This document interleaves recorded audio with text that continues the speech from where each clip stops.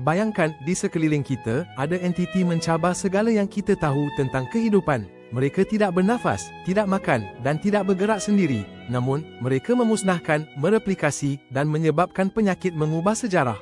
Soalannya, adakah mereka hidup, atau sekadar mesin biologi meniru kehidupan? Ini bukan teka-teki saintifik, tetapi dilema menghantui pakar, bersedia merungkai misteri virus, sesuatu di ambang definisi kehidupan kita. Definisi kehidupan biasa merangkumi sel, metabolisme, pembiakan bebas, dan adaptasi. Virus tiada sel, tak boleh hasilkan tenaga. Mereka parasit obligat, perlukan sel lain untuk membiak. Ibarat mesin tanpa kuasa, di luar sel perumah, mereka hanyalah zarah lengai.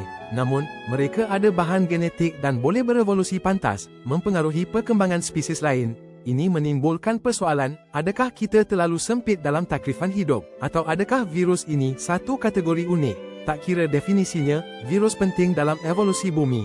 Mereka arkitek senyap, memaksa spesies beradaptasi dan berkembang. Banyak gen DNA kita datang daripada virus kuno.